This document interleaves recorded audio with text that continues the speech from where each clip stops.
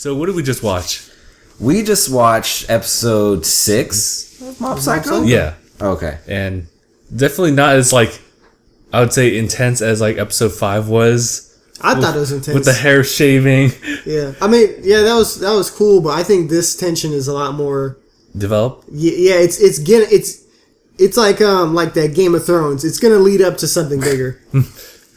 Yeah. And that's what I like to see, because it's like, what's going to... You know what I mean? What's going to happen next? This we don't know if he's going to be a sidekick, if he's going to be the arch nemesis, if he's going to, be just a complete bad guy. You know what I mean? We don't know yet, but it feels like it's edging towards that. I don't think he's going to be the bad guy. I think that adult Esper that Mob felt would be. Yeah. I think he's the dude in the beginning with the gas mask. Yeah, that's what I'm thinking. And that's another thing you brought up.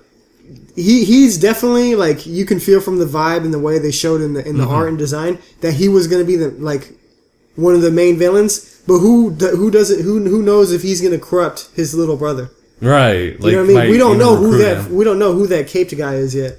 Yeah. That could be the guy that was just looking at that spoon right now. I mean, you don't know. Yeah. So it's... I don't think so, because that guy's trying to become an Esper. Yeah. Yeah, you're right. He currently has no reason to lie and deceit if he's collecting a whole bunch of already psychic... But at the same time, why is he collecting all these Espers?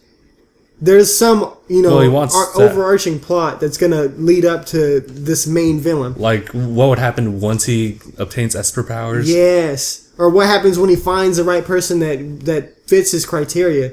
And not to mention, like that the leader of that Esper group is kind of shady with those last lines. Like, and we don't even know if he's even the leader. He could just be a manager, and then the real leader is prowling about. Yeah. Mm-hmm. So it's like this episode showed a lot of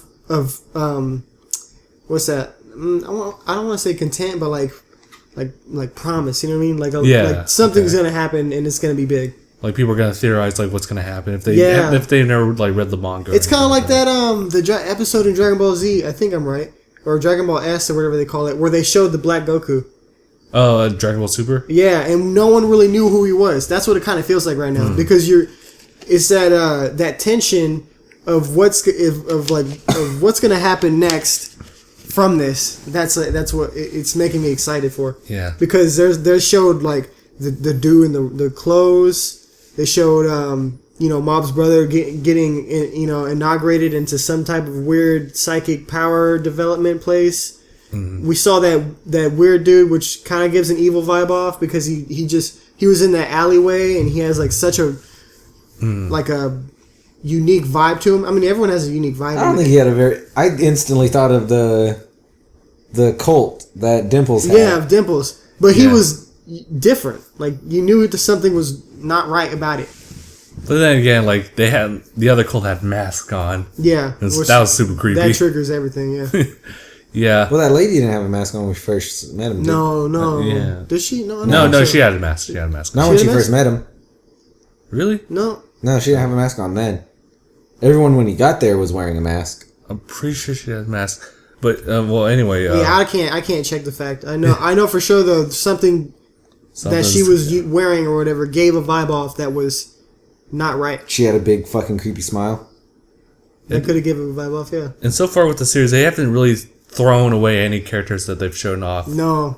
So. Which is cool. So like Ogi Nawara, like I thought he was gonna be gone like the moment this episode was like episode 5 was done, but like he's wrapped up. He's also part of like, I guess Ritsu's like progression downward to like. Well, he tried to break out of it later on. Mm-hmm. Yeah. But it seems like it's still part of that, what's going to make him potentially go evil. Again. I'm still trying to figure out what his conflict was when they were putting in the recorders. Oh. Because, it seemed like he was comparing himself to his brother, but then his last thought was, I'm not going to be as good as my brother, but then there was what's it called? That last bit when it was like, you could be like me, and it seemed like a really bright, happy memory that he had, not a dark one, like all the other ones were, where they felt like monochromatic and the colors were stale. Yeah. That one was bright and vivid. But it still did a fucked up thing. I was like, what's your conflict then? It seems like you're going through a downward spiral, then remembered that your brother has just the utmost faith in you, and every down thing that you think you have, you're going to overcome because eventually you might get the powers that he has. Yeah. I agree with you with that, but I think also maybe it's like a false sense of security. Like maybe he brings that memory up because it's like maybe I don't really have this power, even though his brother's telling him like, hey, you're my little brother, of course you're gonna have this. Maybe he realizes like this isn't like it can't be all true, and then it spins him to do bad things because it's like he realizes he might not have any powers. You know what I mean? So it kind of like it's a negative, even though it's a positive, it's a negative to him because gives him a negative feedback. Because Mob is his standard. Yeah. Mob is kind of his idol, really. And I guess, like, if he doesesn't feel like he can live up to that standard, then he has to try other things. Yeah, to fill it. And it's like... Yeah. At the same time, people outside of his family are telling him to stop being like... Mob. Being like Mob. Yeah. And that kind of breaks him, you know? Because he's like, I want to have those powers, you know? And I think that the counselor or whatever, that's the counselor, right? He was like the leader of the president. The student president. Yeah. He has to be of some negative motion because I feel like he's also in the plot to make, Mob's little brother turn bad because he's just like... I think he's going to be a driving force for Ritsu to want to be good as opposed to bad because he looks at him and he just thinks, God, what a fucking dick. Yeah, and his saggy eyes and everything, he just gives off this evil vibe to me. I just feel like he's a bad guy, and he's going to try to influence Ritsu, but I think Ritsu's just going to like push every time. He might like... I hope he does, but it feels like that's what I want to bring up. You know when they showed all those reeds or whatever, the reeds, right? And they were in his bags and all that. It's like was Kitsu, that's the little brother? Ritsu. Was he in that plot too? Because I feel like he was also part of that. Yeah, he was. So do you... Like, that's why I feel like Ritsu's going to go that's towards That's when he was going through his little crisis and whatever, and it was going through the flashbacks. That's what the whole conversation was. But I don't think that it's going to affect him anymore because at the end, he did think, that was a pretty fucked up thing for me to do. I don't want to be that guy. Yeah. And so... I think, if anything, the student council president is going to blackmail him. Okay. Because he knows that he did it. Yeah, okay. Yeah, but that's why I feel like Ritsu's going to go evil because he helps with this plot, this frame, to frame the guy who's like, when we first saw him, we thought he was a bad guy. And then this episode, it kind of showed us he had a perfect attendance at school. Even though he's a mob boss of like, the little gang, he still has that good part of him. Yeah. And then at the end when he was running with the guy and he decided to join, it kind of, it feels like he really isn't all that bad. He's just a guy who likes to fight. Yeah, who likes to fight and likes to keep that status. Mm-hmm. And after getting framed and stuff, I don't know where his character's going to go from there. That's going to be... That's good. I know. Hopefully he stays like true to what he said to the leader of the fitness club, and then you body also improvement club, and also you don't know if that's like the overarching plot for the that counselor dude, the student president. Yeah. What if he's trying to get all these bad guys, group them up, and then use them for something else? Yeah, that's which is like that's why I like this episode much. It brings so much to the table. You can't really expect what's going to happen next. You're thinking everything, you know what I mean? You're trying to plot everything. Like, what's this going on with this? Why is he doing this? Yeah. And I like that. That's really, to me, it's like, it's bringing up that. Because so far, it's been Mob Story, but now it's like branching out. Exactly. How everything's like similar, but also branching out and kind of different. And it's like, this was a really cool episode. I thought it was going to be another episode about Mob again. But Mob was still in there. Yeah. But now we're starting to see everyone's side, and now we're starting to see the story of the world flourish, I guess, because there's characters now. Mm-hmm. There's people that can make settings happen and just basically change the tide, because it was kind of linear. Mob this is doing this, so he's doing great. Now it's like boom, we have potential evil brother. We have got bad guy in cape. We have an apartment building that was remodeled to be a super duper psychic research facility.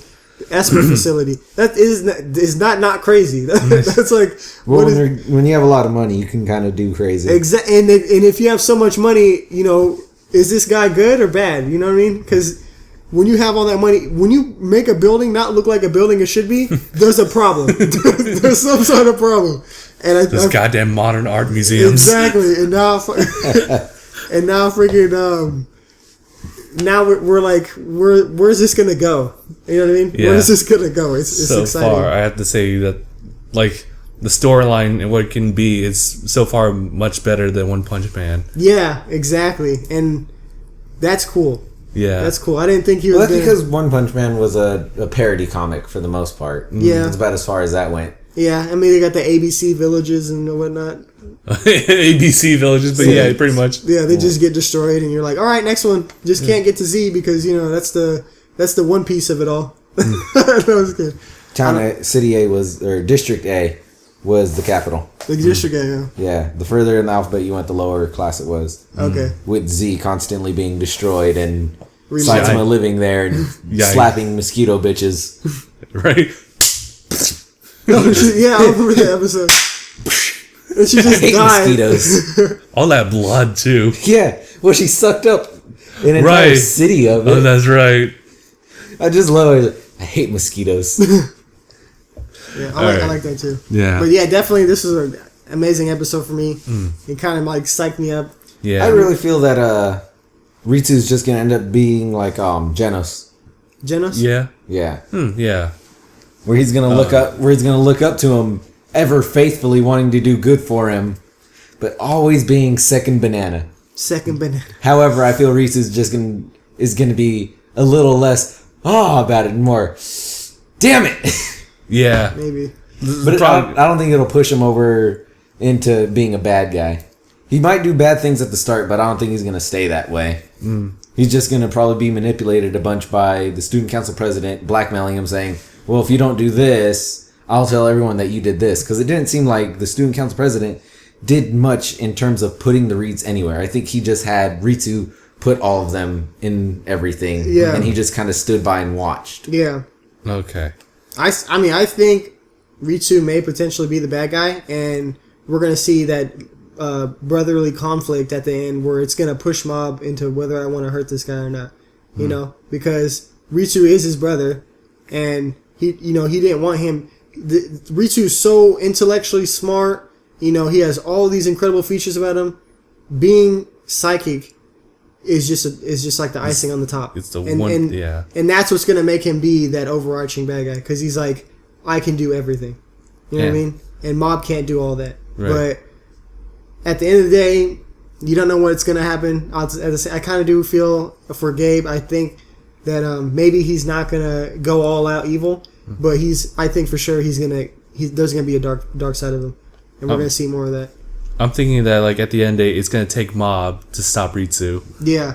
At whatever stage he's at. Yeah, because we don't know where he's at right now, and it's like you know what I mean. He could be influenced so much that he's just gonna end up being the evil guy. But at the moment, he doesn't even know about his powers. No, he doesn't. So and that's he has an idea of them now, though. Yeah, that he's able to see the Espers. Dimples. Yeah.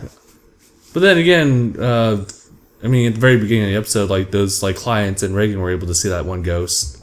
So I don't think it's like specific to like people with Esper powers. Moreover, I guess there's just some Espers that are harder to detect than others. Yeah, especially since the Dimples guy, he doesn't want to be seen by everybody. Yeah, I don't think Reagan sees Dimples for some reason.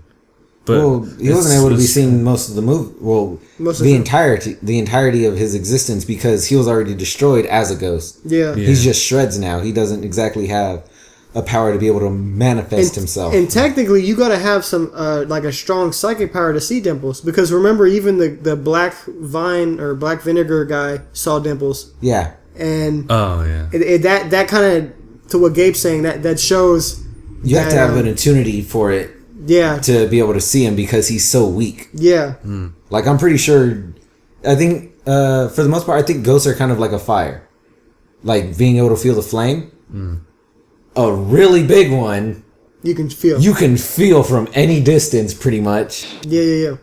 But with a small one, you kind of have to know what you're looking for to find the fire and be able to feel it. Yeah. I think it's just like what Gabe said. I think Ritsu does know his power, a little bit of his power now, because he can see that ghost.